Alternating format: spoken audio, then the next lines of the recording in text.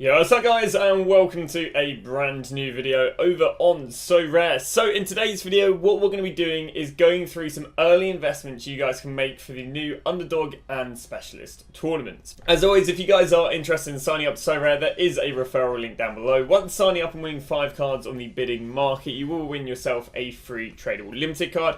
Don't overpay to get this free tradable limited card, it's only worth about £2 to £7.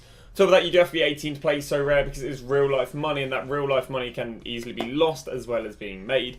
And finally, if you guys are interested in watching this live, I do scout all the investments live on my Twitch on the weekend from about 7 PM. So if you're not familiar with how this works, basically as there are games played in the week, players get scores. And as they get scores, we then work out if they'll be eligible or not eligible for the Specialist and Underdog. The Specialist and Underdog tournament requirements are... On the week, it's different, but I'll just show you this for the sake of it. So the Specialist they always need 2 players with an L15, which is an average score in the last 15 games of below 40. And then the Underdog nowadays needs a whole team, so 5 players, all below 45 L15.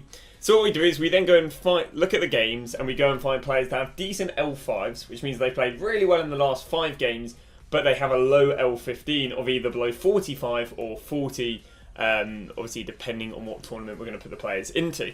So because on a Friday there aren't that many games, the majority of the games come as of the Saturday and the Sunday. We're looking quite full. I think last week there was a lack of games. I think a lot of Liga was being played midweek. I don't think, obviously we've had a break in the K-League and J-League due to the ASL and a few other things. So yeah, I think the weekend's looking a little bit more filling in terms of there being a lot more games, but yeah, not too many games to go and cover on the Friday, but some decent players I've already invested in myself. Let's start off here with the La Liga, because there are a few La Liga games that were played last week, but they're not playing this weekend.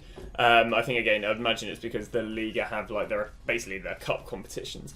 Now, we start off here with Duarte, and one thing I'm going to start incorporating into these videos is what I've realised is the team that they're playing against. Obviously, it does make sense the worst team, you know, the better the performance they should have. But I actually realised that some players that look a little bit mediocre, if they're playing the bottom 3 teams, even if, let's say, they've got a score of like 47, 48, they can do a lot better than players that have scores of 53 and 55 that are maybe playing some of the top of the league and so on. So that is something we're going to start, you know, looking into a little bit. So we start off here with the La Liga, and we've got Granda playing against Celtic Viego. So I'll be completely honest with you, this is not a very favourable matchup, but it is a very cheap card. So we've got Domenico Duarte. Now, Duarte's coming in, and he's sadly only going to have a score of 50. The thing that goes for him is that he's only £4 really. You could even potentially get him a little bit cheaper. We've seen sales, I mean, down here at £3.30. Seen sales down there at £3.30. So, I'll be honest with you, he isn't looking too amazing. But at the moment, obviously, we don't really have many options to start the week off with. But yeah, for a very, very cheap player, about £3.30. Again, doesn't have a favourable matchup, but when you're third to bottom, I don't think a favourable matchup really does exist. But yeah, Duarte, I mean, he's had very, very good all-round scores in all fairness. I mean, averaging a 50 in the last 5 from nothing but all-round is, yeah, obviously no decisive, so pretty impressive. But not an amazing card, it's more just a budget card. So our second player is Jesus Escobarza. Now, quite an interesting player because he's a midfielder and he's had some really, really good scores off the back of some decisives as of recently. Pulled in a bit of a mediocre score next game. But yeah, so there's a few things to talk about with this guy. First off, they play against Granja La. And yeah, I mean, it's favourable for them, but not massively. Bear in mind, they're on 23 points and they're on 20. I mean, they literally have 1 game in hand. So in theory, it is a fair matchup. The problem is, this is their last game before playoffs. So from what I understand, this is their last game, and then they don't go and play for about a month and a bit, and that's because they then go and play playoffs, or even 2 months, and then I think playoffs restart in, I want to say, September, October. So really, the problem with this guy is, if you are buying him, his only utility is this game, because after this game, he won't be useful for about 2 months. So again, it's pretty risky, I'm not going to lie. Just for reference as well, yeah, these did take place in November. So there is a pretty big risk when it comes to the Mexican guy that basically all utility for him for the next few months does run out after this game. So, yeah, so we wouldn't be too confident as an investment, but he's got decent stats. Just he's got a few technical difficulties that would be a drawback of the, I guess, pickup. To then get to another player who's not looking too bad. So he's coming in here with a L5 of 51, which is decent. Now, he'll be eligible this week, but he definitely won't be eligible next week, which is the problem. But what again, it's kind of a little bit like, well, like the previous player, where if he does go and pull in some good games, and I mean, the games he's playing next is he's playing 13th followed by 15th. Currently, they are sitting in at 4th. So some really, really favourable matchups. Sadly, again, he won't be eligible for the underdogs and specialists, not unless you use him for the under 60 requirement in that. But yeah, I'd say some really, really favourable. I mean, even Groningen, I don't think is the most unfavourable game. There you go, 4th versus 8th. So yeah, some really favourable matchups against him. As I say, eligible this week, won't be eligible next week. But yeah, so you could put in some really decent scores and complete a decent L5. If he can go and get, I mean, a decisive in both of those games, he's going to end up with an L5 high 60s, maybe even low 70s if he can pull in a decent all-round and L5. I'm not quite sure if he does get international football, I'll be honest with you. Does play against Feyenoord, so he probably would want to dump after these games if you are buying him for a slightly longer hold than just this week.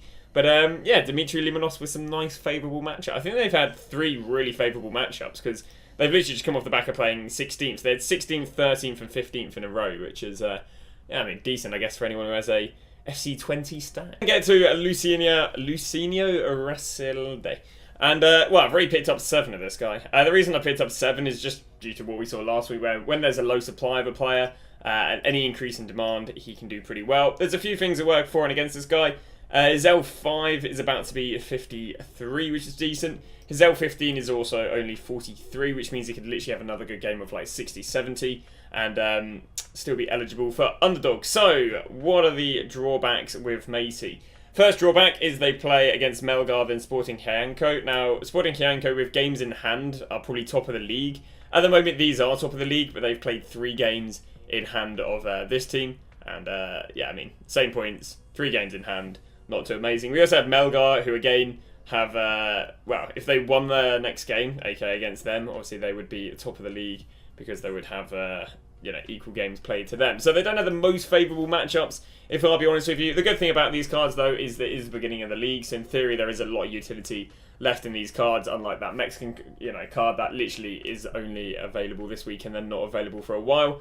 Another thing that doesn't work in your favour, talking about stuff in a while, is there's actually a 4-week difference between him playing this up-and-coming week and the next week. I don't know what's happening in the Peruvian League, if they're just taking a break or whatever, but yeah, there is a 4-week break, which is, oh sorry, it would be a 2-week break, which is a bit of an annoyance. But yeah, that's going to wrap up the last players. So again, low supply on him.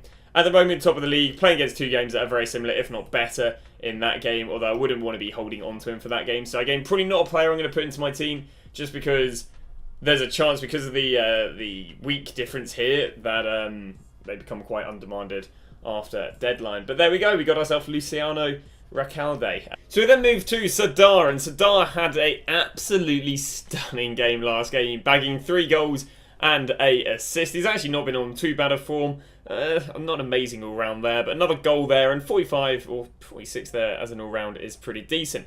Now, right now he is going to go and average out at 57, which is really good.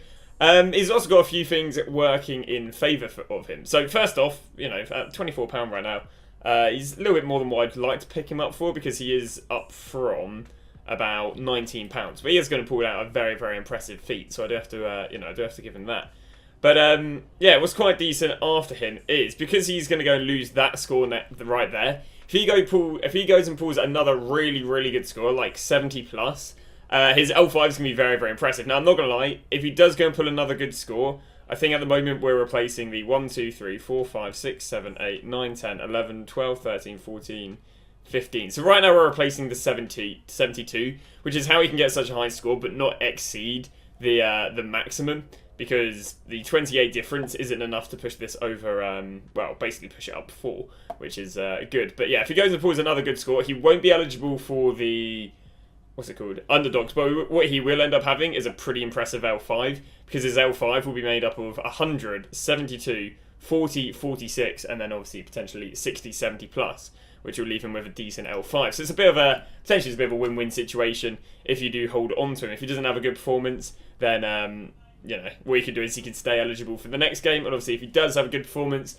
then he'll end up having a decent L5. But yeah, I'd say a player that I might be taking into the next round, or sorry, the next lot of specialists and underdogs. We go look who they're playing against. They are playing against 15th. They are sitting comfortably at 2nd. They're on amazing form at the moment, and these guys are on tragic form at the moment. So yeah, not looking too bad. I can see there being decent demand for this guy. Again, just due to his really, really good last performance. Not playing against an amazing opponent. They do have a Batiskas, who aren't really playing, I think, as good as they normally do. After Batiskas, they then have Faith, who are... Where are they sitting in? Then sitting in at 10th, and then do they go and play bottom of the league? They then go and play bottom of the league, and then he might even have international duties with... I mean, this guy potentially will have really good long-term. They won't have long-term when it comes to being eligible for... underdog and specialist, but we'll just have decent long term for obviously. I don't know if he's quite getting to champion. I don't know if Turkish League's champion in Europe. It's not really my sort of field. I'm not going to lie, but yeah. So he could have. Well, he's got some decent matchups, which is decent. But there we go. We get underway with SoRare Dunson.